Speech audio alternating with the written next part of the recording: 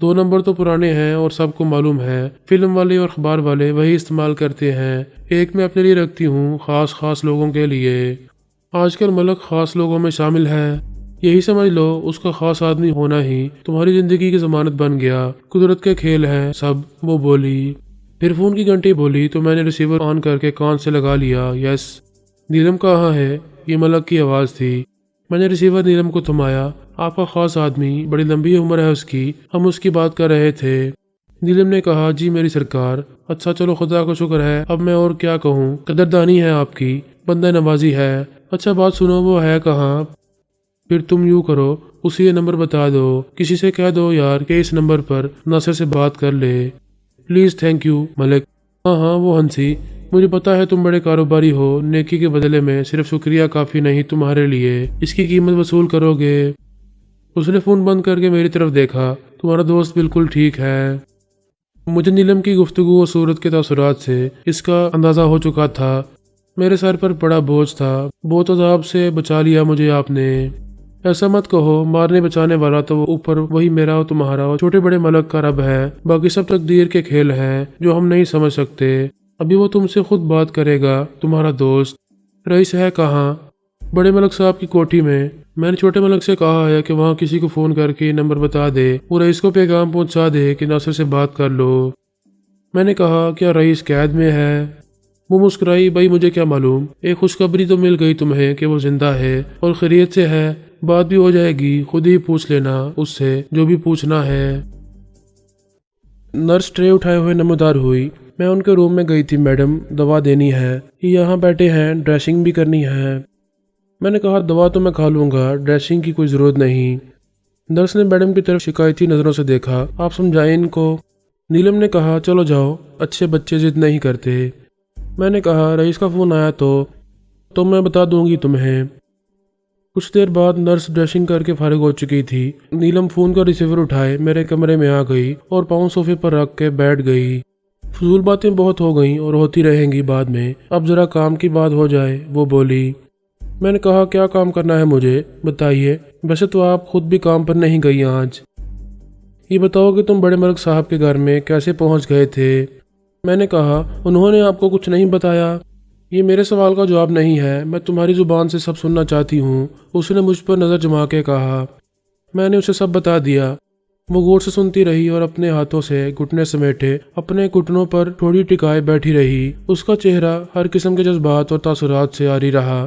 میں یہ اندازہ نہ کر سکا کہ میری باتوں میں اس کے لیے کوئی حیران کن انکشاف تھا یا نہیں، اور جو میں نے بتایا وہ اسے کسی حد تک پہلے ہی معلوم تھا۔ بس وہ دیکھنا چاہتی تھی کہ میں اس پر اعتماد کرتا ہوں تو اسے سب سچ بتاتا ہوں یا اس میں مصلحت آمیز جھوٹ بھی ملاتا ہوں۔ میں 20 منٹ تک بولتا رہا اور میری نظر بار بار نیلم کے چہرے سے ہٹ کے گھڑی کی طرف جاتی رہی۔ مجھے رئیس کے فون کا انتظار تھا اور اندر سے میں ایک اضطرابی کیفیت میں مبتلا تھا۔ اس کے زندہ سلامت ہونے کی خبر پر یقین کر کے میں خوش نہیں ہو سکتا تھا۔ اس سے فون پر بات ہونے تک یہ غیر مصدقہ خبر تھی۔ بڑے اور چھوٹے ملک جیسے لوگ کسی بے گناہ کو اپنی فرعونیت کا دبدبہ قائم رکھنے کے لیے قتل کرتے ہوئے احساس جرم کی خلش محسوس نہیں کرتے تو جھوٹ بولتے ہوئے انہیں کیا شرم آئے گی؟ اگر فرشتہ غیب کی طرح پہنچ کے نیلم مجھے نہ بچاتی تو ان سے پوچھنے والا کون تھا کہ ناصر اور رئیس نام کے 2 نوجوان کہاں ہیں؟ بس ان کا اظہار لا علمی اور انکار کافی ہوتا۔ کون ناصر عظیم اور کون رئیس خان؟ ہم تو اس نام کے کسی شخص سے واقف نہیں۔ ہمارے بدخواہ اور دشمن ہوں گے جو یہ کہتے ہیں کہ انہیں ہمارے آدمی اٹھا کے یہاں لائے تھے۔ اب درمیان میں نیلم کے آ جانے سے وہ خوف زدہ نہیں ہو سکتے تھے، مگر احتیاط پسندی سے کام لیتے ہوئے بڑے ملک صاحب کہہ سکتے تھے کہ رئیس خان آیا تھا یہاں اپنے کام سے، اسے ملازمت کی ضرورت تھی، وہ ہم نے دے دی، مگر یہ ہم کیسے بتا سکتے ہیں کہ وہ کہاں ملے گا؟ جب مس نیلم نے فون کیا تھا تو وہ یہاں تھا، کچھ دیر بعد چلا گیا۔ اس کا پتہ ٹھکانہ ہم نے پوچھا نہیں، آئے گا نوکری پر تو معلوم ہو جائے گا۔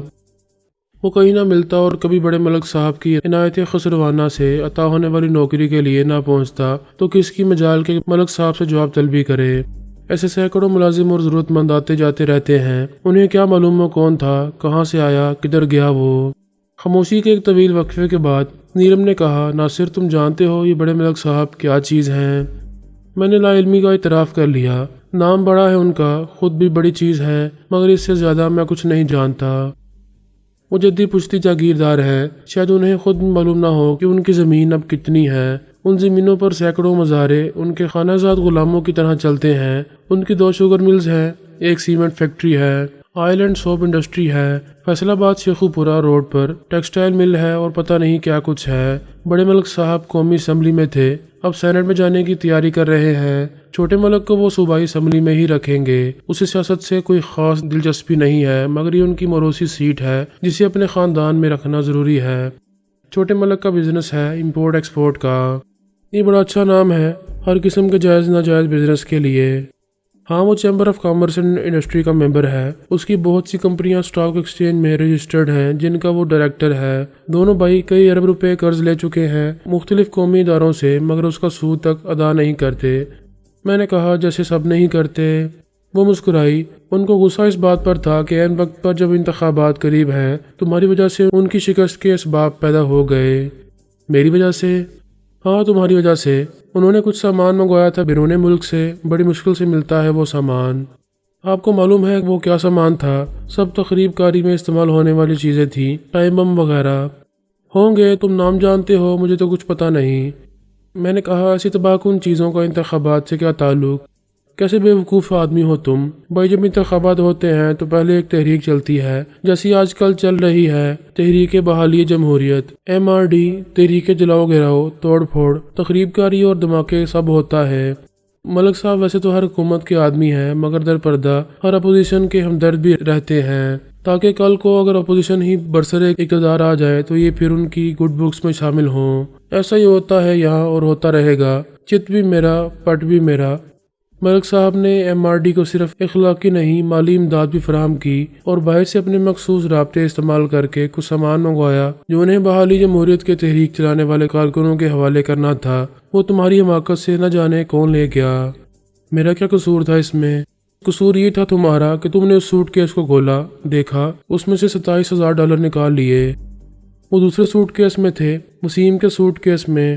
تو پھر وسیم نے نکالے ہوں گے، مگر وہ سب تم لے گئے اور تم نے ہی بڑے ملک صاحب کا وہ سامان کسی غلط آدمی کے حوالے کر دیا۔ میں تو اسے جانتا بھی نہیں تھا۔ میں نے کہا تم کیسے ثابت کرو گے؟ وہ مجھے دیکھتی رہی۔ کیسے ثابت کروں گا؟ ہاں، ملک صاحب کو شک نہیں، یقین تھا کہ تم ان کے سیاسی مخالف اور دشمنوں کے آدمی ہو۔ میں تو بہت حقیر سا آدمی ہوں، میرا کیا تعلق سیاست سے؟ حالات سے تو یہی اندازہ ہوتا تھا کہ تم وسیم کے پیچھے لگے ہوئے تھے اور وہ ریڑھی والا بھی تمہارے ساتھ تھا جو سوٹ کیس لے کر غائب ہو گیا۔ اگر سچ ہوتا تو اتنی مار کھا کے ہم 10 بار قبول کر چکے ہوتے۔ ہر بات تو بتا دی میں نے ملک صاحب کو۔ اچھا کیا تم نے کہ جھوٹ نہیں بولا۔ اب تو یہ مان لیا ہے انہوں نے کہ تمہارا وہاں پہنچنا اتفاق تھا۔ شامت لے گئی تھی ہمیں وہاں بہت غلط وقت پر۔ میں نے کہا۔ وہ بولی بڑے ملک صاحب کی پوزیشن بہت خراب ہو گئی تمہاری وجہ سے، وہ اپنا وعدہ پورا نہیں کر سکے اور ان کے اعتبار کو نقصان پہنچا۔ پھر یہ کہ تمہیں اس کا علم ہو گیا۔ میں نے کہا مجھے یہ علم نہیں تھا کہ وہ مال کس کا ہے، مجھ سے بڑے ملک صاحب کو کیا خطرہ ہو سکتا ہے۔ خطرہ پیدا ہو گیا ہے اس مال کے غائب ہو جانے سے۔ مجھے تو چھوٹے ملک صاحب نے بتایا سب کچھ۔ وہ دوسروں کے لیے گڑھا کھود رہے تھے اور اب ممکن ہے وہ خود اس گڑھے میں گر جائیں، ان کا اسلحہ انہی کے خلاف استعمال ہو، اور یہ تمہاری غلطی سے ہوا۔ لا حول ولا قوت۔ کیا ہم وہاں نہ پہنچتے تو وہ ریڑھی والا نہ آتا؟ وہ نہ جانے کون لوگ تھے جن کو یہ بات معلوم ہو گئی تھی اور انہوں نے مال غائب کرنے کا پورا پلان پہلے سے تیار کر لیا تھا۔ ملک کو یہ معلوم کرنا چاہیے کہ ان کے خفیہ مشن کا راز فاش کیسے ہوا، کس نے غداری کرتے ہوئے دشمنوں کو یہ موقع فراہم کیا کہ وہ مال اڑا لے جائیں۔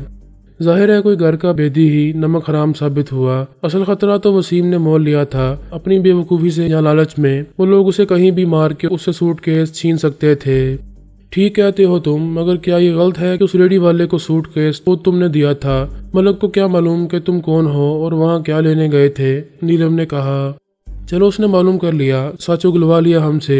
یقین آ گیا اسے کہ ہم نہ اس کو دشمن ہیں نہ کسی دشمن کے اعلی کار، ہم تو اپنے ہی چکر میں گئے تھے وہاں۔ میں تو وسیم کو بھی قصوروار نہیں سمجھتا، اسے کسی نے نہیں بتایا تھا کہ مال کس کے حوالے کرنا ہے، پھر وہ کیا کرتا؟ غلطی خود ملک صاحب کی ہے۔ وسیم کیا کرتا؟ اسے انکار کر دیتا یا اسے شناخت کرانے کے لیے کہتا، یہ پوچھتا کہ مال تمہارا ہے تو ثابت کرو۔ چلو چھوڑو، یہ لوگ عقل کی اور منطق کی بات کہاں سنتے اور سمجھتے ہیں۔ ان کی نظر میں کوئی اہمیت نہیں انسانی جان کی۔ غلطی کسی نے جانتے بوجھتے کی یا انجانے میں، ان کے نزدیک تو وہ مجرم معافی کا مستحق ہی نہیں جس کی وجہ سے انہیں نقصان ہوا۔ میں نے کہا ٹھیک کہہ رہی ہیں آپ، بس زندگی تھی کہ خدا نے آپ کو وسیلہ بنا کے بھیج دیا۔ آپ کو پتہ کیسے چلا اس بات کا؟ تم نے میرا نام خود بتایا تھا، یہ کہا تھا کہ ڈاکٹر مسعود سے پوچھ لے میرے بارے میں۔ ایک ہیروئن ہے نیلم، وہ مجھے جانتی ہے۔ تم نے تو ڈی آئی جی صاحب کا حوالہ بھی دیا تھا کہ وہ مجھے دیکھنے اسپتال آئے تھے۔ وہ مسکرانے لگی۔ اچھا، مجھے کچھ یاد نہیں، مجھے ہوش ہی نہیں تھا کہ میں کیا کہہ رہا ہوں، لیکن ظاہر ہے اپنی جان بچانے کے لیے میں نے سب سچ ہی کہا تھا۔ کیا انہوں نے پوچھا تھا آپ سے؟ ہاں، مجھ سے بھی اور ڈاکٹر مسعود سے بھی۔ میں نے اپنا سر پکڑ لیا۔ ان کی رائے میرے بارے میں خراب ہوتی جا رہی ہے۔ وہ شروع سے سمجھتے ہیں کہ میں غلط قسم کے لوگوں کی صحبت اختیار کر چکا ہوں اور میرا انجام تباہی کے سوا کچھ نہیں ہو سکتا۔ نیلم نے نفی میں سر ہلایا۔ سچ بات تو یہ ہے ناصر کہ میری کوشش سے کچھ بھی نہیں ہوا۔ میں نے چھوٹے ملک سے یہ ضرور کہا کہ تم ایسے آدمی نہیں ہو، مگر یہ بھی تسلیم کیا کہ میں تمہارے بارے میں زیادہ نہیں جانتی۔ جتنا مجھے علم تھا وہ میں نے بتا دیا تھا۔ یہ میں کیسے بتا سکتی تھی کہ تم کیا کرتے ہو؟ میرا مطلب ہے شادو سے عشق کرنے کے علاوہ۔ میں نے خفت سے کہا، پھر میری جان بخشی کیسے ہوئی؟ ایک تو ڈاکٹر مسعود کی کوشش سے۔ مجھے سخت حیرانی ہوئی۔ انہوں نے بچایا مجھے؟ انہوں نے اپنے تعلقات کا پورا استعمال کیا۔ پتہ نہیں کس کس سے فون کروایا بڑے ملک کو۔ اس کے بعد ملک کے لیے یہ ممکن نہیں رہا کہ تمہیں لاوارث سمجھ کے جو چاہے کرے۔ اس کا بگاڑ کچھ نہیں سکتا تھا کوئی، مگر بات اتنی پھیل گئی تو اسے خطرہ لاحق ہوا کہ اخبار والوں تک پہنچ جائے گی اور اس کی سیاسی ساکھ کو نقصان ہوگا۔ ڈاکٹر مسعود کے اتنے احسانات ہیں مجھ پر کہ مجھے ان کے سامنے جاتے ہوئے بھی شرم آتی ہے۔ انہوں نے ہمیشہ اچھا سوچا میرے لیے اور اچھا کیا، مگر اتفاق ایسا ہے کہ میں نے ہمیشہ انہیں مایوس کیا۔ میرا خیال ہے کہ ملک نے تمہیں نہ میری وجہ سے چھوڑا اور نہ ڈاکٹر مسعود کی سفارش سے مجبور ہو کے۔ پھر کیا خدا نے رحم ڈالا ان کے دل میں؟ وہ ہنس پڑی۔ خدا سیب میں موتی ڈال سکتا ہے مگر پتھر سے موتی برآمد نہیں ہو سکتا۔ ایسی خلاف فطرت بات معجزہ کہلائے گی اور یہ معجزوں کا دور نہیں ہے۔ پھر یہ کیسے ممکن ہوا؟ تم سوچو، اندازہ لگاؤ، اور کون ہو سکتا ہے جس نے ناممکن کو ممکن کر دکھایا؟ وہ مجھے شوق نظروں سے دیکھنے لگی۔ میں نے سوچ کے کہا، اور تو ایسا کوئی نہیں جو ملک جیسے بندے کو قائل کر سکے۔ ڈاکٹر رانجھا کی کیا اوقات ہے بیچارے کی، اور نہ ان پیر صاحب کی چل سکتی ہے۔ کون پیر صاحب؟ وہ بدماش چاچا پتنگ باز، وہ تو خود جیل میں ہے۔ ان کے بھی اچھے خاصے مرید ہو گئے تھے۔ ایک ہستی اور ہے، وہ بولی، ذرا ذہن پر زور دو۔ میں نے کہا، اب سسپینس مت پیدا کرے۔ میں نے ہار مانی، مگر اس سے پہلے کہ نیلم کچھ کہتی فون کی گھنٹی چلانے لگی اور اس نے ریسیور کو آن کر کے کان سے لگا لیا۔ ہیلو، ہاں یار، کس سے بات کرنی ہے؟ ناصر کون؟ میں نے ریسیور جپڑ لیا۔ رئیس، میں نے چلا کے کہا۔ ناصر وہ بھی چلا کے بولا، کیا حال ہے تیرا پیارے؟ میں نے کہا، ابھی میں ٹھیک ہوں، بالکل ٹھیک ہوں، تو بتا۔ بس پیارے، اپن بھی اب تو موج کر رہے ہیں، ورنہ پڑے ہوتے ڈانچہ بن کے کسی قبر میں۔ وہ بولا، مارا بہت ان ظالموں نے یار۔ چل یار، خدا کو شکر ہے کہ جان بچ گئی۔ میں تیری طرف سے بہت پریشان تھا، تجھے تو ہوش نہیں تھا، لیکن میں نے جب دیکھا تجھے تو مجھے ایسا لگا تھا جیسے تو مر گیا۔ وہ ہنسنے لگا، ابھی ہم جیسے ڈیٹ لوگ اتنی آسانی سے نہیں مرتے۔ میں نے کہا، صحیح بتا، تو بالکل ٹھیک ہے نا؟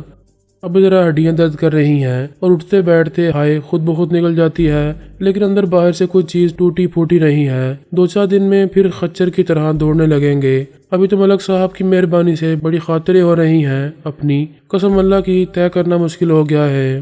میں نے کہا، یار کیا طے کرنا ہے تجھے؟ ابھی یار، ایک تو ملک صاحب کی نوکرانی ہے، نیچے سے اوپر تک ڈبل روٹی ہے۔ اس نے ڈبل روٹی سے تشبیہ دینے کی وجہ تفصیل سے بیان کی تو مجھے اندازہ ہوا کہ وہ کوئی 200 پاؤنڈ وزن کی حسینہ ہے، جس کا سارا حسن اس وزن میں ہے جو کمر سے اوپر اور کمر کے نیچے قیامت ڈھاتا ہے۔ میں نے کہا، سالے ہڈیوں کے ڈھانچے، ایسی چیز سے دور ہی رہ، گر گئی تیرے اوپر تو پاپڑ کی طرح بکھر جائے گا، چورمور ہو جائے گا۔ وہ ہنسا، ہاں یار، ویسے بھی سالی ملک صاحب کی گن مین کی گھر والی ہے، اس لیے سارے نخرے دیکھ کے بس آہیں بھر سکتے ہیں ہم۔ وہ کیا شعر ہے، کیجیے نظارہ دور دور سے، مگر یار نظارہ کرنا ہے تو اس نرس کا جلوہ بھی نرالا ہے جو دن میں کئی بار آتی ہے، کبھی گولی کھلانے، کبھی انجیکشن لگانے۔ قسم اللہ کی، جب بدن پر مرہم لگاتی ہے، کیا کہتے ہیں انگریزی میں، ڈریسنگ کرتی ہے، تو پیارے اس کے ہاتھوں سے کرنٹ دوڑنے لگتا ہے پورے جسم میں۔ سالی کے سٹان ہے، اپنا ایمان خراب کرتی ہے۔ میں نے کہا، بند کر یہ فضول بکواس۔ سنا ہے پیارے تو بھی عیش کر رہا ہے اپنی نیلم جان کے ساتھ نازگاہ خواب میں۔ میں نے کہا، جاہل کی اولاد، خواب گاہ ناز کہتے ہیں اسے۔ ابے ہاں وہی، مگر وہ ہے کہاں، تیرے پاس ہی بیٹھی ہے نا یا لیٹی ہے؟ میں نے کہا، تجھے ایک بات بتاؤں؟ نیلم نے کہا کہ یہ میرا بھائی ہے اور ملک نے یقین کر لیا۔ ابھی بھائی تو سب لڑکیاں ہی کہتی ہیں، مگر کہنے سے کیا ہوتا ہے، تو کہہ دے کہ اپن کسی کے بھائی نہیں ہیں۔ میں نے کہا یہ پوچھ رئیس خبیث کہ ملک صاحب جیسے شخص نے یہ بات کیوں مان لی؟ اب نیلم جیسی قاتل حسینہ کی کون نہیں مانے گا؟ وہ درخت سے کہے کہ چل میرے ساتھ تو وہ چل پڑے ساتھ۔ میں نے کہا ایک عجیب بات ہوئی یار، آج اس نے مجھے آئینے میں اپنا چہرہ دکھایا، وہ خود میرے ساتھ کھڑی ہو گئی۔ کیسے؟ گلے میں باہیں ڈال کے اور منہ سے منہ ملا کے۔ یار بکواس کیے جا رہا ہے اپنی، اس کی اور میری صورت ملتی ہے۔ رئیس بالکل سیریس ہونے پر آمادہ نہ تھا۔ ہاں پیارے، سب ایسا ہی ہوتا ہے فلموں میں، پہلے نظریں ملتی ہیں پھر دل سے دل ملے، اب صورت سے صورت مل گئی، اور کیا چاہیے؟ پوری کی پوری نیلم تجھ سے مل جائے گی جیسے ندی مل جاتی ہے ندی سے۔ موج کر پیارے، پڑا رہے بیمار بنا جب تک جی چاہے۔ میں نے کہا ایسی باتیں کرے گا تو میں فون بند کر دوں گا، میں ملنا چاہتا ہوں تجھ سے، دیکھنا چاہتا ہوں تجھے۔ ابھی تو مشکل ہے یار، نہ اپنا دل چاہتا ہے یہاں سے اٹھ کے کہیں جانے کو، اور تجھے بھی جلدی کرنے کی کیا ضرورت ہے؟ شادو آئی تجھے دیکھنے؟ میں اس غیر متوقع سوال پر اچھل پڑا۔ شادو، تیرا دماغ خراب ہے، وہ کیوں آئے گی مجھے دیکھنے؟ اسپتال کیوں آئی تھی وہ؟ میں نے خفگی سے کہا وہ مجھے دیکھنے نہیں آئی تھی، وہ چاہتی تھی کہ میں اسے دیکھنے کے لیے نیچے جاؤں، وہ اپنی کار میں بیٹھی رہی تھی، اگر وہ آتی یہاں تو میں انکار کر دیتا، صاف کہہ دیتا کہ میں اس کی شکل نہیں دیکھنا چاہتا۔ رئیس نے کہا سالے نہ شکرے، اس کو دعائیں دے۔ میں نے غصے میں فون بند کر دیا۔ الو کا پٹھا، اسے کیا ہو گیا ہے؟ کہتا ہے شادو کو دعائیں دے۔ نیلم پلک جھپکائے بغیر مجھے دیکھتی رہی۔ ٹھیک کہتا ہے وہ۔ کیا ٹھیک کہتا ہے؟ میں نے بگڑ کے کہا۔ تمہیں شکر گزار ہونا چاہیے شادو کا، اصل کامیابی اسی کی وجہ سے ہوئی۔ بڑے ملک کا دماغ عرض سے فرش پر آ گیا۔ میں اسے بے وقوفوں کی طرح دیکھتا رہا۔ وہ کیسے؟ اسی نے لیگل نوٹس بھجوا دیا بڑے ملک کے نام، وہ جو اس کے مرحوم شوہر ہاشمی صاحب کا معاون تھا، وہ اب اسی لیگل فرم کا سربراہ ہے۔ اس کے دستخط تھے نوٹس پر۔ میرے حلق کا ذائقہ کڑوا ہو گیا۔ نوٹس میں کیا تھا؟ یہی کہ آپ نے میرے موکل کو غیر قانونی طور پر حبس بجا میں رکھا ہوا ہے، اور اس بات کے عینی شاہد موجود ہیں کہ آپ نے میرے موکل ناصر عظیم کو اس کے گھر سے اغوا کرا کے اپنی کوٹھی میں بلوایا جہاں اس کی جان خطرے میں ہے۔ مگر میں اس کا موکل کیسے ہو گیا؟ وکالت نامہ تم نے خود ہی دیا ہوگا، اس کی نقل ساتھ تھی۔ میں نے کہا وکالت نامہ تو بہت پہلے دیا تھا، اپنے مکان کے معاملات کے سلسلے میں۔ وکالت نامہ تو صرف وکالت نامہ ہوتا ہے، جب تک تم اسے منسوخ نہیں کرتے وہ تمہاری وکالت کر سکتے ہیں۔ میں حیران پریشان بیٹھا رہا۔ اور کیا لکھا تھا اس میں؟ وہی جو اس قسم کے نوٹس میں لکھا جاتا ہے، یہ کہ اس نوٹس کی وصولی کے بعد 1 گھنٹے میں آپ نے ناصر عظیم کو بحفاظت اور خیر و عافیت کے ساتھ اس کے گھر نہ پہنچایا تو آپ کے خلاف قانونی کارروائی کی جائے گی۔ اس نوٹس کی ایک نقل SSP کو بھیج دی گئی تھی اور ایک STM کو۔ بڑے ملک کے سیکرٹری نے نوٹس وصول کر لیا تھا۔ بڑا ملک اس پر بہت بگڑا کہ دستخط کیوں کیے رسید پر۔ اس نے تو ٹائم بھی ڈال دیا تھا کیونکہ نوٹس لانے والے کا اصرار تھا۔ کون لے کر آیا تھا نوٹس؟ وہ بھی ایک وکیل تھا، کوئی ماتحت ہوگا۔ بڑا ملک پریشان ہو گیا اور اس نے فوراً اپنے چھوٹے بھائی کو بلا کے کہا کہ بتاؤ اب کیا کریں، کہیں ہمارے خلاف اغوا اور حبس بجا کی FIR نہ کٹوا دے یہ وکیل۔ تھانہ دار اس کو انکار بھی نہیں کر سکتا، کل یہ ہائی کورٹ میں پہنچ جائے گا۔ اس پر چھوٹے ملک نے کہا کہ بس بہت ہو گئی تفتیش، اب آپ اسے میرے حوالے کریں، میں گھر چھوڑ آتا ہوں اسے۔ اتفاق سے اسی وقت میں پہنچ گئی۔ مجھے چھوٹے ملک نے خود بلوایا تھا۔ اس کا بڑا بھائی خود مجھ سے پوچھنا چاہتا تھا کہ میں تمہیں کیسے جانتی ہوں۔ چھوٹے بھائی کی بات پر اس نے یقین نہیں کیا تھا۔ جب میں پہنچی تو گویا انہیں موقع مل گیا اپنی جان چھڑانے کا، انہوں نے تمہیں میرے حوالے کر دیا۔ پھر بڑے ملک نے چھوٹے بھائی سے کہا کہ وہ نوٹس بھیجنے والے وکیل کے ساتھ مل کے معاملہ سنبھال لے، ہم نے ان کا بندہ چھوڑ دیا ہے۔ انہوں نے نوٹس واپس لے لیا مجھ سے تصدیق کرنے کے بعد، اور معلوم ہے تصدیق کس نے کی؟ خود شادو نے۔ اس نے کہا ناصر کا خیال رکھنا۔ میرا موڈ بہت خراب ہو گیا تھا۔ میری سمجھ میں نہیں آتا کہ میں اس مصیبت سے کیسے جان چھڑاؤں۔ آخر وہ کیوں میرے پیچھے پڑی ہوئی ہے؟ میرا اس کا اب کون سا رشتہ باقی ہے؟ میں اسے بھول گیا، اسے یاد رکھنا بھی نہیں چاہتا۔ نیلم نے میرے کندھے پر ہاتھ رکھا۔ تمہارے اس رد عمل سے ظاہر ہوتا ہے کہ تم اب بھی اس سے محبت کرتے ہو۔ میں بھڑک اٹھا۔ غلط ہے یہ بات، جھوٹ ہے، میں نفرت کرتا ہوں اس سے۔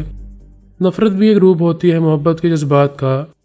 فلسفہ مت بگاڑو میرے سامنے۔ اس نے ہاشمی صاحب سے شادی کر لی تو اس کا ناصر عظیم سے کوئی تعلق نہیں رہا۔ وہ بوڑھا مر گیا، اس کی قسمت شادوں کی لاٹری نکل آئی، کروڑ پتی ہو گئی وہ۔ اس نے ناصر عظیم کی محبت کو خود دفن کر دیا تھا، اب گڑے مردے کیوں اکھاڑنا چاہتی ہے؟ اس نے مجھے لندن سے تار بھیجا، وہ مجھے اسپتال میں دیکھنے آئی، پھول بھجوائے اپنے ایک ملازم کے ہاتھوں، خود نیچے بیٹھی رہی اپنے شوہر کی گاڑی میں۔ اب مجھ پر احسان کر دیا لیگل نوٹس بھیج کے۔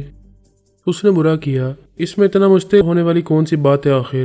نیلم نے ناراضی سے کہا۔ کتنے ظرف کا مظاہرہ کیا اس نے، یہ جانتے ہوئے بھی کہ تم مجھ سے نفرت کرتے ہو۔ اس کا نام سننے کا روادار نہیں۔ اس کو پتہ چلا کہ تمہاری زندگی خطرے میں ہے تو وہ آرام سے نہ بیٹھ سکی۔ اس نے ملک جیسے شخص کو نوٹس بھیج دیا۔ آخر اسے کس نے بتایا تھا کہ میری جان خطرے میں ہے؟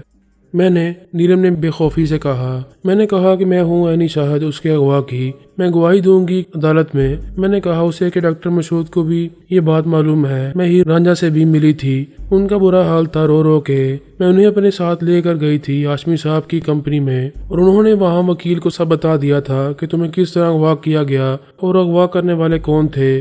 ہیر اوپر سے دیکھ رہی تھی۔ ڈاکٹر رانجھا نے تو گاڑی کا نمبر بھی نوٹ کر لیا تھا۔ شادو بھی آفس میں تھی۔ ہم شادو کے آفس میں ہی بیٹھے تھے۔ اس نے سینئر وکیل کو بلایا اور اس سے کہا کہ 1 گھنٹے میں نوٹس بھجوا دو بڑے ملک کو اور SSP سے بات کر لو۔ پھر اس نے مجھ سے کہا کہ آپ کا تو زمانہ دیوانہ ہے، آپ کسی سے کوئی کام کرا سکتی ہیں تو پلیز اس سے بات کریں۔ خاموشی کے ایک مختصر سے وقفے کے بعد میں نے کہا، نیلم، میری سمجھ میں نہیں آتا کہ میں اسے کیا سمجھوں۔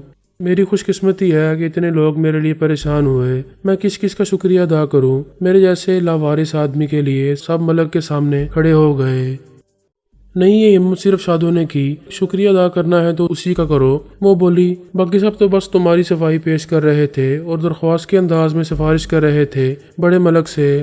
تم میں ہمت ہے تو اٹھاؤ فون اور اس کا شکریہ ادا کرو۔ ہرگز نہیں، میں اب اس سے کوئی تعلق نہیں رکھنا چاہتا۔ میرے لیے وہ مر گئی اور اس کے لیے میں مر گیا۔ تمہیں شرم آنی چاہیے ناصر۔ شرم اسے نہیں آئی تو مجھے کیوں آئے؟ آخر ہاشمی اینڈ کمپنی نے بڑے ملک کو نوٹس بھیجا۔ میں ہاشمی اینڈ کمپنی کو شکریہ کا لیٹر ٹائپ کرا کے اور دستخط کر کے بھیج دوں گا، اور یہ بھی لکھ دوں گا کہ آئندہ کے لیے میرے وکالت نامے کو منسوخ سمجھا جائے۔ میں اٹھ کھڑا ہوا۔ اس کام کی فیس لے لیں۔ نیلم نے گھبرا کے کہا، مگر تم کہاں جا رہے ہو؟ میں جہاں چاہوں جاؤں۔ کیا بڑے ملک کی قید سے نکل کے میں تمہاری قید میں آ گیا ہوں؟ میں نے برہمی سے کہا۔ اچھا جاؤ، جہنم میں جاؤ میری طرف سے، خود غرض آدمی۔ مجھ سے غلطی ہوئی تمہیں سمجھنے میں۔ نیلم مستعل ہو گئی، اور جا کے اپنے سب خیر خواہوں کو بتا دو کہ مجھے کسی کی دوستی اور ہمدردی نہیں چاہیے، کوئی نیکی نہ کرے میرے ساتھ۔ اور صرف شادو کیا، تم سب سے تعلق ختم کر لو تو مجھے کیا؟ مجھے فوراً اپنی زیادتی کا احساس ہو گیا۔ آئی ایم سوری، میرا ہرگز مطلب یہ نہیں تھا۔ مطلب کو چھوڑو، سوری کہنا اور مطلب بدلنا کوئی مشکل نہیں ہوتا۔ تم پتہ نہیں کیا سمجھنے لگے ہو اپنے آپ کو، ذرا حالت دیکھو اپنی۔ میں نے ندامت سے کہا، نیلم، میں ماسی ہیر کے پاس جا کے اسے تسلی دینا چاہتا ہوں۔ ڈاکٹر رانجھا کو اطمینان دلانا بہت ضروری ہے کہ خدا نخواستہ میں کسی غلط قسم کے کاروبار میں ملوث نہیں ہوں۔ جس دن مجھے بڑے ملک کے بندے اٹھا کے لے گئے تھے، اسی دن میں نے گاڑی خرید کے دی تھی انہیں۔ وہ مکان اور کلینک اور وہاں جو کچھ بھی ہے سب میں نے ہی ان کے لیے بنایا تھا۔ وہ سمجھے ہوں گے کہ میری کمائی ایسی ہی ہے۔ وہ بہت سیدھے اور سادہ لوگ ہیں، میری طرف سے ان کا دل صاف ہونا ضروری ہے۔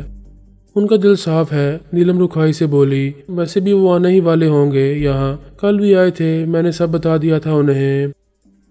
کیا رئیس نہیں آ سکتا؟ میں پھر بیٹھ گیا۔